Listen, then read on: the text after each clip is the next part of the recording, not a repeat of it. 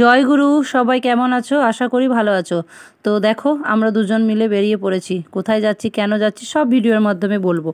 আশা করি তোমরা জেনেই গেছো। ভিডিওটা একটু লেট পোস্ট হচ্ছে, কারণ ছোট ছোট ভিডিওর মাধ্যমে আমি তোমাদেরকে জানিয়েই দিয়েছি সবটা। তবুও তো অনেক মানুষের প্রশ্ন থাকে, তাই না? কতজনকে আর আলাদা আলাদাভাবে বলবো, তাই এই ভিডিওটার মাধ্যমে অনেক কিছু শেয়ার করব। তোমরা ভিডিওটা দেখতে থাকো। আশা করি তোমাদের ভিডিওটা খুব খুব খুব ভালো লাগবে। আমরা দুজন মিলে, মানে আমি আর আমার বান্ধবী বলতে পারো, আমার গুরু বোন বলতে পারো, দুজন মিলে বেরিয়ে পড়েছিলাম 19শে জুলাই শনিবার কলকাতার উদ্দেশ্যে। রবিবার 20 জুলাই আমাদের অডিশন ছিল শান বাংলায় লাখ টাকার লক্ষ্মী লাভ। তোমরা অনেকেই জানো, আবার অনেকেই জানো না। শান বাংলাতে একটা গেম শো হয়, সেখানে খেলা হয় 3টে লেডিসকে নিয়ে। সেখানে জিততে পারলে 1 লাখ টাকা মানে দেয়া হয়, আর খেলে তুমি গেম শো যেটা হয় গেমে, সেটা থেকেও ইনকাম করতে পারো। বেশ মজার এবং ইন্টারেস্টিং একটা খেলা। সব থেকে মজার হচ্ছে আমাদেরকেও টিভিতে দেখাবে, এই লোভ নিয়ে চলে গিয়েছিলাম। দেখো, এখানে আবার অনেকজন বলতেই পারো, পয়সাটা পেলে কি নিতে না? অবশ্যই, কারণ পয়সা কার না দরকার, তাই না? তো খেলতে খেলতে যদি জিততেও পারতাম, বেশ আনন্দ হতো। তবে এখন গিয়েছিলাম জাস্ট অডিশনটা দিতে, অডিশন কেমন হয় না হয় জানতে। আর আমরা কোথায় গিয়েছিলাম আশা করি তোমরা আমার ভিডিওটা দেখলেই বুঝতে পারছো। আমার সেই বিশেষ বান্ধবীর বাড়ি কলকাতা দমদম ক্যান্টনমেন্টে সে থাকে। তো আমরা একটা ট্রেন, আমাদের এখান থেকে শিয়ালদা গোড্ডা লোকাল যেটা আছে সেটাতে চেপেই চলে গিয়েছিলাম। দমদমে নামলাম। দমদম থেকে আমাদেরকে বৈশাখী নিয়ে গেল তার বাড়ি। তার বাড়িতে নেমেই শনিবার ছিল, শনিদেবের দর্শন হলো, সেখানে প্রসাদও পেয়েছি। ফটোটা শেয়ার করা হয়নি। হাতে ব্যাগ ছিল, ভীষণ ক্লান্তি লাগছিল। তারপরে একটা মনসা মায়ের মন্দির ছিল, সেখানেও প্রসাদ খেয়েছি। কী যে ভালো লাগছিল কি বলবো। আর ওর বাড়ি যাওয়ার আগে দুপাশে এত সুন্দর বাজার বসেছিল, ভীষণ ভীষণ ভালো লাগছিল। তোমরা আবার বলতেই পারো, এই বাজার কি আমাদের এখানে বসে না?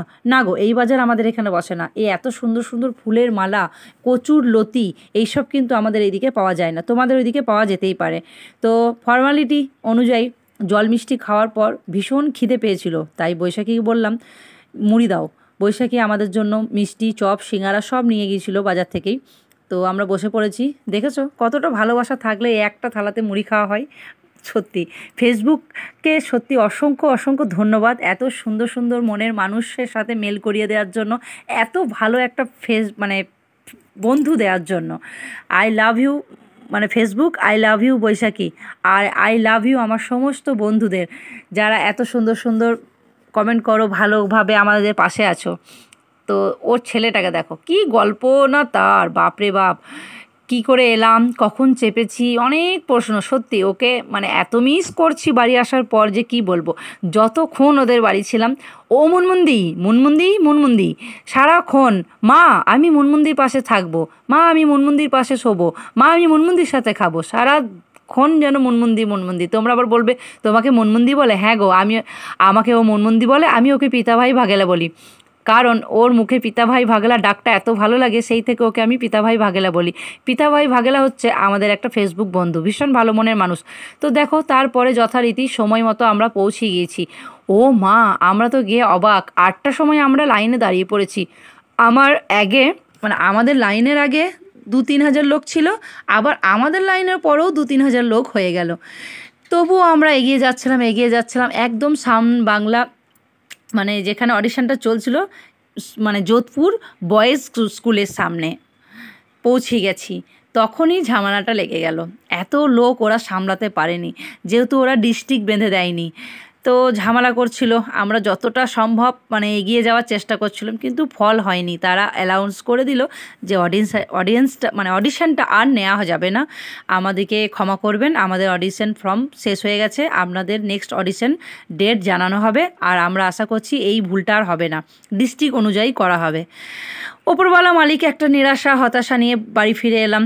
তবে বৈশাখীকে বলেইছিলাম, তোমার বাড়ি যাচ্ছি যখন, সোমবার পড়ছে, তার পরের দিন গঙ্গায় চান করে একটু পুজো দেবো। এই দিকে যতই নিরাশা থাকুক, মনে একটা দুঃখ থাকুক যে অডিশনের জন্য গিয়েছিলাম সেটা পারলাম না, তবে তারপর যে নেক্সট 2 দিন ছিলাম, আমরা তো সোমবারে খাওয়া দাওয়া করে চলে আসার কথা, কিন্তু বৈশাখী আসতে দেয়নি। সেই 2 দিন এত এনজয় করেছি, এত ঘোরাঘুরি করেছি, তোমরা ভিডিওটা দেখলে বুঝতেই পারবে। আশা করি আগেও তোমরা বুঝতে পেরেছো, ছোট ছোট ভিডিও আমি দিয়েছি। যেহেতু ফেসবুক বলে একটা বড় ভিডিও দিতে, তার এখান থেকে প্রফিট হয়। দেখো, সবাই তো নিজের প্রফিট ভালোই চেনে, তাই না? তাই ভাবলাম একটা ছোট্ট করে ভিডিও দেয়াই যেতে পারে। সব ঘটনা তো আমি শেয়ার করতে পারিনি, আমার কিছু মনের কথাও আছে।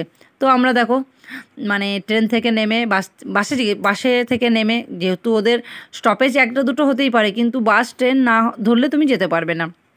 যথারীতি পৌঁছে গিয়েছি গঙ্গা চান করবার উদ্দেশ্যে। মায়ের চূড়াটা দেখতে পাচ্ছ কি সুন্দর লাগছে, তাই না? তবে গঙ্গায় গিয়ে না আমার ভীষণ খারাপ লাগলো, সেই কথাটাও তোমাদের সাথে শেয়ার করছি।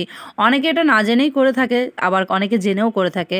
তাদের কাছে অনুরোধ রইল, প্লিজ মা গঙ্গাকে এভাবে অপবিত্র করবেন না। অনেকে দেখি সেখানে গিয়ে সাবান শ্যাম্পু ব্যবহার করছে, কেউ আবার মানে কি বলবো, এই কথাটা বলা উচিত কিনা আমি জানি না, তবুও আমি বলছি, হয়তো তাদের বয়স কম, একসঙ্গে জড়াজড়িভাবে অবস্থায় চান করছে। প্লিজ এটা করবেন না, একটা পবিত্র স্থান, তাই না?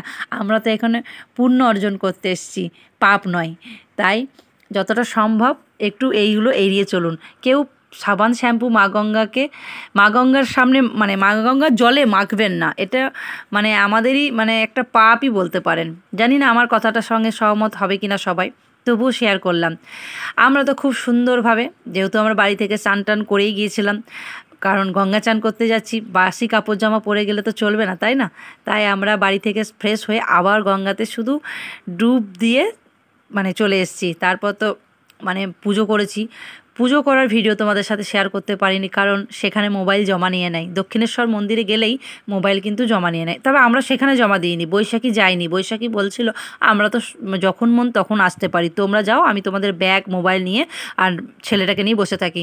আমরা যথারীতি চান করে কাপড়টা চেঞ্জ করে মানে পুজো করিয়েছি, এত সুন্দরভাবে মায়ের দর্শন করেছি, পুজো করেছি যে কি বলবো। তারপরে যথারীতি বাড়ির উদ্দেশ্যে আবার চলে এলাম। ভিডিওটা কেমন লাগলো কমেন্টে জানিও।